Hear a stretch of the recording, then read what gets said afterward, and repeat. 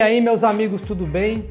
No vídeo de hoje o nosso bate-papo vai ser sobre check-up hormonal. Acho que essa é uma consulta frequente no consultório de todo endocrinologista, de pacientes que procuram saber como estão os seus hormônios. Então as pessoas vêm, independente da idade, né, aos 30, aos 40, aos 70, olha, eu gostaria de fazer uma dosagem hormonal para saber como as coisas estão.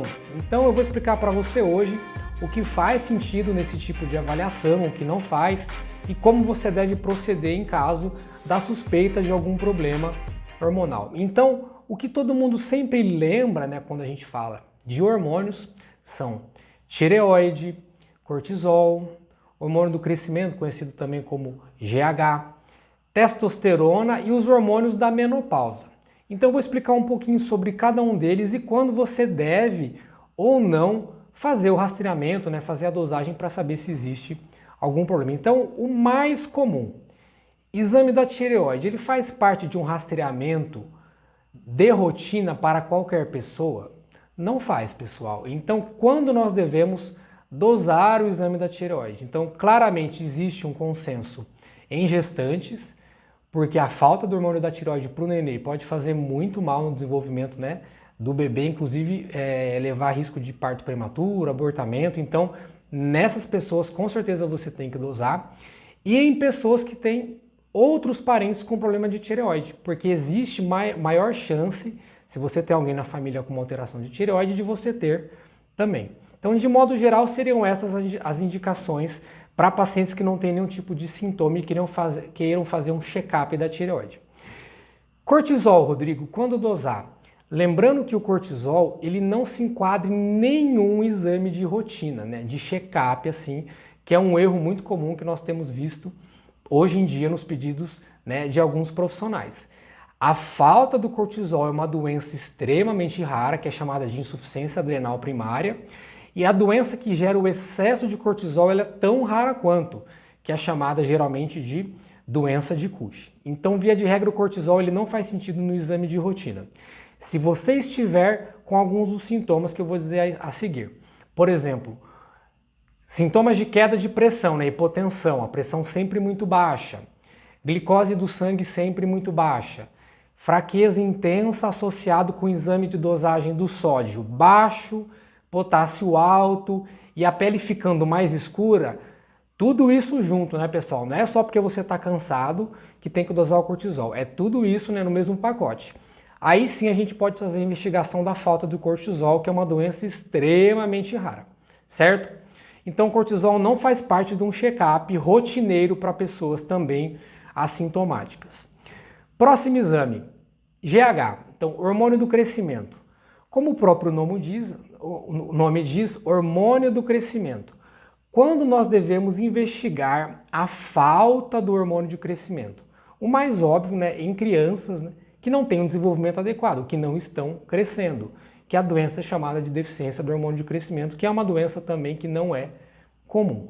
Em adultos, a falta do hormônio de crescimento é extremamente rara e ela pode acontecer em pacientes que fizeram cirurgia da glândula hipófise para remover algum tumor. Então, nesse caso, as células que fazem o GH, o hormônio de crescimento, elas podem ser comprometidas e aí pode-se discutir a reposição em casos muito excepcionais.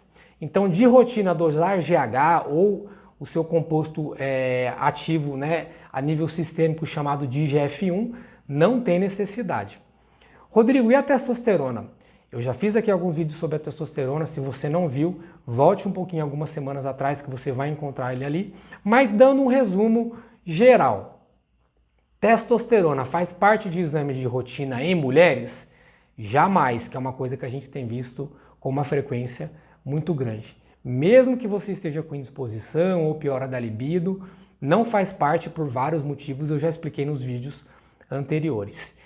Em homens, faz parte de exame de rotina? Também não faz, pessoal. Os homens têm uma certa curiosidade em saber que nível está a sua testosterona. Eu acho que mais por uma questão de autoestima, vamos dizer assim, né? Quanto maior, ele acha que ele está melhor de saúde, o que não necessariamente é verdade. Mas em homens que não tem queixa nenhuma, a gente não deve dosar, não tem indicação de dosar simplesmente por curiosidade. Se o homem tiver queixa de piora da libido, aí sim está super indicado fazer a dosagem. E para nós finalizarmos a parte do check-up hormonal aí, menopausa. É muito frequente que mulheres na menopausa procurem um médico, né, nos procurem dizendo, olha, eu queria fazer a dosagem dos meus exames hormonais da menopausa para ver como eu tô. E vejam que menopausa tem um diagnóstico clínico, né? Um diagnóstico que não é feito por exames de sangue. Se nós temos uma mulher com 45, 50, 55 anos que está, né, sem nenhuma menstruação há pelo menos 12 meses, esse é o diagnóstico clínico de menopausa. Então não tem necessidade da gente solicitar nenhum exame de sangue. Agora, se nós estamos em dúvida, uma paciente que o quadro clínico não está muito claro, a paciente não sabe nos informar adequadamente, ou é uma situação onde a paciente tem uma idade muito jovem, né? Então a paciente está com 20, 25 anos e não menstrua há 1 ano e meio, não é normal, a gente tem sim que solicitar alguns exames de sangue, especialmente o FSH e o LH para fazer essa avaliação inicial. Então, resumindo de tudo que eu falei aqui para vocês, que engloba tireoide, testosterona, cortisol, GH e menopausa. A gente tem indicação de fazer check-up hormonal de rotina para pessoas sem nenhum tipo de sintoma. Via de regra, não, nenhum tipo de hormônio para pacientes assintomáticos, exceto, né, o hormônio da tireoide em casos especiais de gestantes e quem tem algum parente na família com algum problema. Então, essa é uma informação importante para você, para que você saiba que não tem necessidade, né, de fazer todo ano exames de hormônios, a não ser que você sinta alguma coisa relacionada, você procurar uma orientação profissional e para você não ficar gastando dinheiro à toa, porque a gente vê um apelo das mídias sociais, né, de alguns influencers aí para que a gente avalie hormônios e doses sempre, mas não tem nenhuma evidência científica que aponte nessa direção até o momento. Combinado, pessoal? Nos vemos no vídeo da semana que vem. Se você gostou, não esquece de dar um joinha aqui e fazer um comentário que eu vou estar respondendo a todas as dúvidas que eventualmente surgirem. Beleza? Nos vemos no vídeo da semana que vem. Um abraço aí para vocês e até lá!